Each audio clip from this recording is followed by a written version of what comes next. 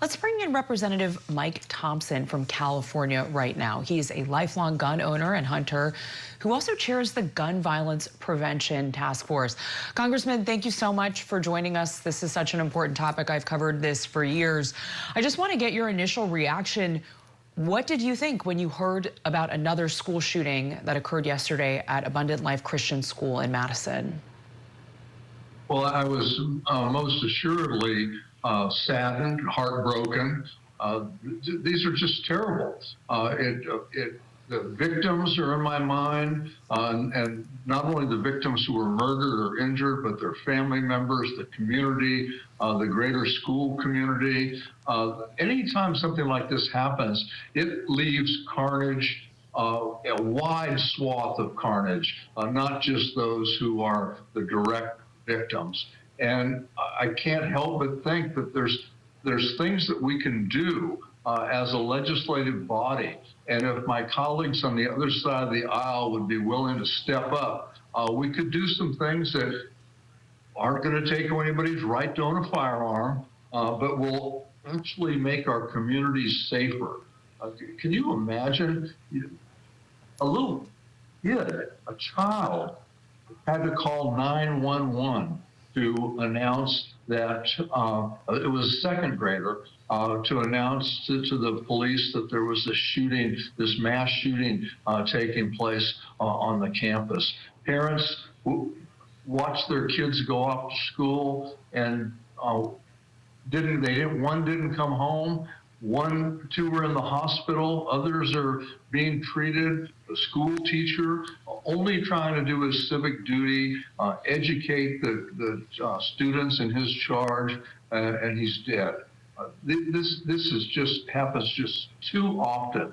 And when gun violence is the #1 cause of death for kids and for teenagers, when we have more mass shootings than we have days in the year, when it costs us almost $600 billion to deal with gun violence, you would think that responsible, reasonable people would be willing to step up and work together to make our communities safer.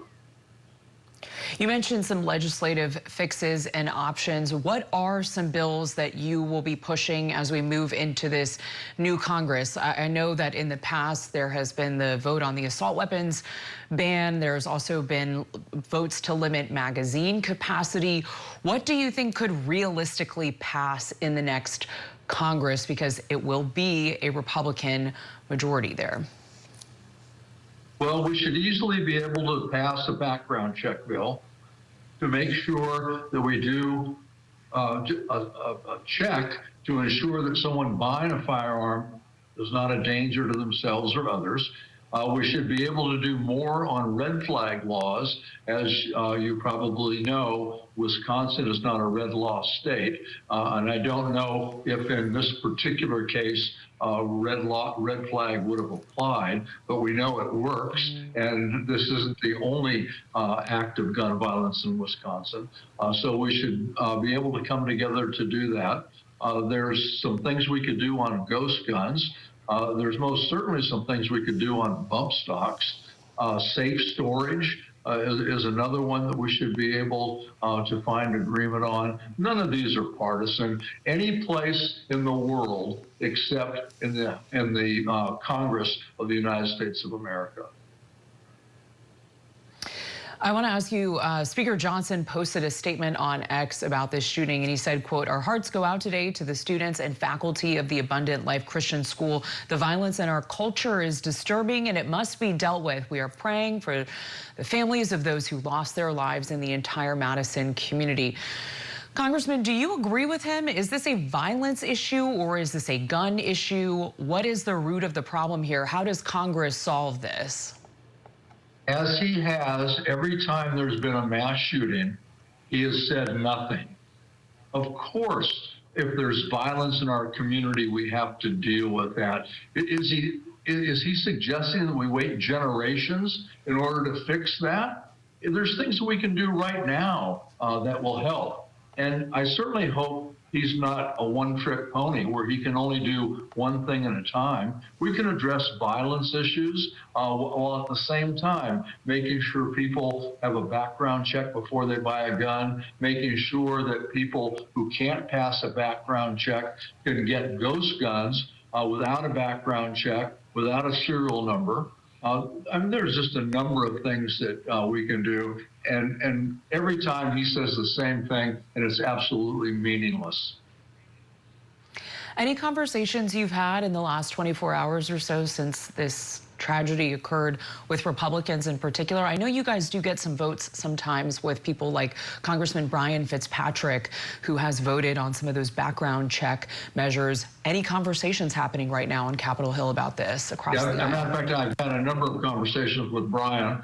We're talking about my bill, the background check bill. You know, it's a bill that I wrote after Sandy Hook. And with Peter King. Peter King was my Republican co-author. When Peter left, Brian took over in the last Congress because the Republicans were in charge. Brian was the lead author. I was the co-author. We just talked, and I'm going to be the lead author in this Congress. He'll be the co-author. And I've had a discussion with a couple of other Republican colleagues who are considering joining us in this effort. So these talks will continue. I think there should be some willingness to cooperate on the bump stock issue. If you remember the Las Vegas shooting, the shooter used bump stocks on his rifles to kill the people that he sadly killed. And it was a bipartisan group led by a Republican that wanted to ban bump stocks. The former president was in office at the time, and he did an administrative order to ban bump stocks. And then the Biden administration kept those on the books, and a court had just overruled that. So I think there's reason, bipartisan reason, to revisit that and to codify the Trump-Biden bump stock prohibition. Congressman, we have about 30 seconds left. Are you going to try to meet with President Trump when he comes into office? Will the Gun Violence Prevention Task Force try to do that? Do you see his election as a setback for your efforts?